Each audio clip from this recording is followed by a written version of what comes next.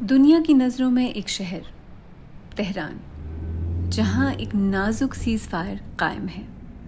سڑکوں پر 12 روزہ جنگ اور امریکہ اور اسرائیل کے ساتھ کئی دہائیوں کی کشیدگی کی نشانیاں ہیں۔ لیکن ایران کے ایک اعلیٰ سفارتکار واضح کرنا چاہتے ہیں کہ جب اس مہینے بم گرے تو وہ امریکہ کے ساتھ مذاکرات کر رہے تھے۔ وہ اصرار کرتے ہیں کہ ایسا دوبارہ نہیں ہو سکتا۔ ہمیں واشنگٹن سے سننے کو مل رہا ہے کہ وہ بات چیت کرنا چاہتے ہیں۔ ویسے ابھی کوئی تاریخ مقرر نہیں کی گئی ہے۔ صدر ٹرمپ نے اس ہفتے اس بارے میں بات کی تھی۔ میں آپ کو بتا رہا ہوں کہ ہم نے کسی تاریخ پر اتفاق نہیں کیا ہے۔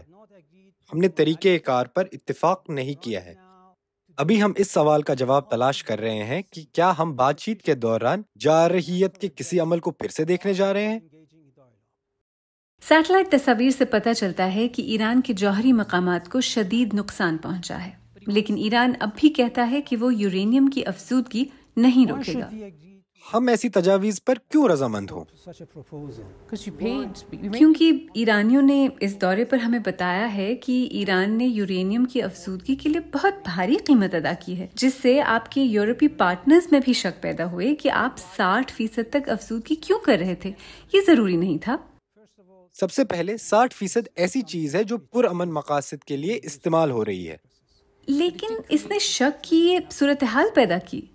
اس کی سطح پر بحث کی جا سکتی ہے، صلاحیت پر بحث کی جا سکتی ہے، لیکن یہ کہنا کہ آپ کو افزودگی نہیں کرنی چاہیے، آپ کو صفر افزودگی کرنی چاہیے، اور اگر آپ متفق نہیں ہوتے تو ہم آپ پہ بمباری کریں گے، یہ جنگل کا قانون ہے۔ تو وہ کہیں گے ایران کو دنیا کو یہ یقین دلانے کے لیے مزید کچھ کرنا ہوگا کہ اس کا جوہری پروگرام خطرناک نہیں ہے۔ میڈم، ہم امریکیوں کے ساتھ بات چیت کر رہے تھے، ہم بات چیت کے درمیان تھے، اچانک ہمیں جارحیت کے ایک واضح عمل کا سامنا کرنا پڑا، اور جو لوگ ہم پر تنقید کر رہے ہیں انہیں اس طریقے پر تنقید کرنی چاہیے جس طرح ہمارے ساتھ سلوک کیا گیا۔ انہیں امریکیوں پر تنقید کرنی چاہیے، انہیں اسرائیلیوں پر تنقید کرنی چاہیے، اور اگر ان میں امریکیوں پر تنقید کرنے کی ہمت نہیں ہے تو انہیں خاموش رہنا چاہیے، جارحیت کا جواز پیش کرنے کی کوشش نہیں کرنی چاہیے۔